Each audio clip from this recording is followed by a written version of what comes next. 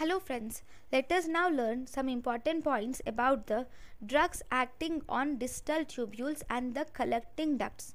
The drugs acting on distal tubules and the collecting ducts include, first we have thiazide diuretics. So thiazide diuretics will mainly act on the distal convoluted tubule.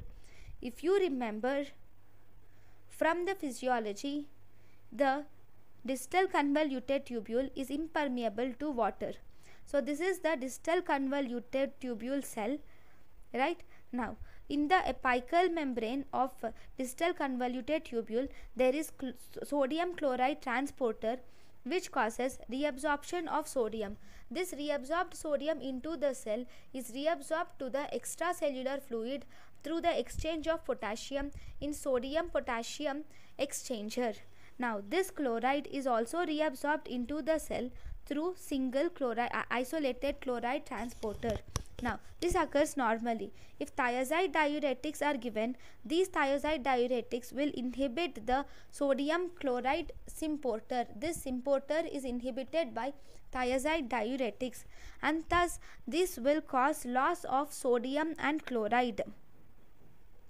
And now because it causes loss of sodium and chloride in the urine, now if you see, the urine is concentrated, and this loss of sodium and chloride in the urine, so there is in the blood, if you see, it causes hyponatremia in the blood. So these are side effects. It causes hyponatremia in the blood, hypochloremia in the blood. And one more important thing is here, this distal convoluted tubule is normally impermeable to water.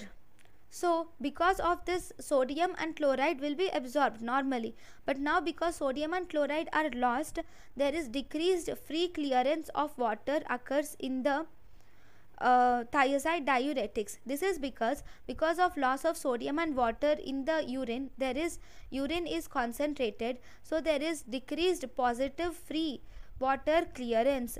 That is, only water which is going out is decreased because there is increased concentration of the urine, right? Now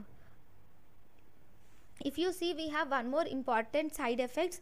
The other side effects, if you see, there is increased, that depends upon this DCT, there is increased delivery of sodium later to the later part of distal convoluted tubule and also to the collecting duct, similar to loop diuretics. So because most of the lots of sodium comes to the distal convoluted tubule, there is exchange of sodium potassium pump occurs. So because this sodium potassium pump is activated more, so it works to its maximum extent. So in this, the sodium is absorbed and potassium is excreted. So this causes more excretion of potassium, leading to hypokalemia. Now in the distal convoluted tubule, along with sodium potassium pump, there is also sodium hydrogen pump, which causes excretion of H+ in the urine, thus resulting in alkalosis in the blood, right?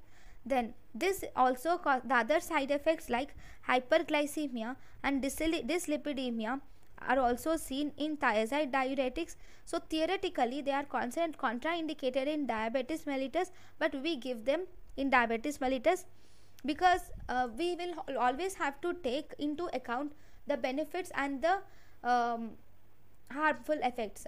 So in here benefits outweigh the harmful effects. So as a result, we even give diabetes mellitus in we even give thiazide diuretics in diabetes mellitus also, but we always take into consideration the blood glucose level and also the lipid content before we are giving the drug. Then we have hyperuricemia. The other side effect is hyperuricemia, so contraindicated in gout. The other side effect is it causes erectile dysfunction, especially when thiazide diuretics is combined with other antihypertensives. In such cases there is a chance of having erectile dysfunction, right? So these are the important side effects of thiazide diuretics. Then if you see the important drugs, then we have the drug chlorothiazide. The drugs are chlorothiazide, chlorthalidone. Then we have trichloromethazide. Then we have polythiazide, then metalazone, and we also have indapamide. So the first drug is chlorthiazide. So before we go that, these thiazide diuretics also have additional carbonic anhydrase inhibitor function, which should be remembered. So this chlorthiazide drug, this has minimum potency and efficacy. Chlorthiazide drug has minimum potency and efficacy. The drug chlorthalidone is actually a long-acting drug. Trichloromethazide and polythiazide are most potent, and metalazone is used, causes severe renal failure, and indapamide has no carbonic anhydrase activity. It has positive vasodilator property. Indapamide has no carbonic anhydrase property. It has positive vasodilator property. So it has anti-hypertensive effect, which will precede the natriuretic effect. Anti-hypertensive effect is more than occurs before the natriuretic effect. Now, if you see the uses of thiazide diuretics are, these thiazide diuretics are used in first line as anti-hypertensive drugs. These are also used in mild to moderate heart failure. Patients. These thiazide diuretics also decrease the urine output because they inhibit carbonic anhydrase enzyme, and thus they can be used in diabetes insipidus. Not because of carbonic anhydrase enzyme, because they make the urine concentrated and decrease the positive free water clearance, and thus they are used in diabetes insipidus, especially the peripheral diabetes insipidus. They also decrease the calcium excretion in the kidney, and as a result they cause hypercalciuria and recurrent calcium stone. Because they decrease calcium excretion in kidney, they are used in hypercalciuria and recurrent calcium stones.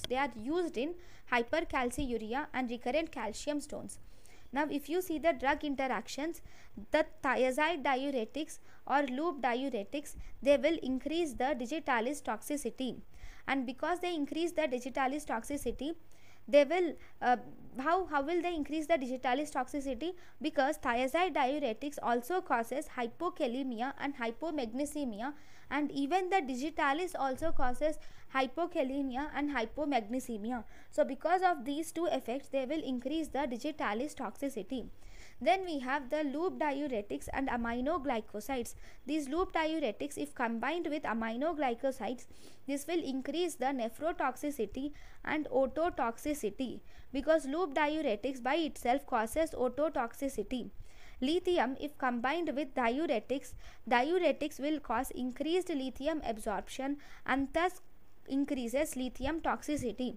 So this is about the drug thiazide diuretics. Thank you for watching.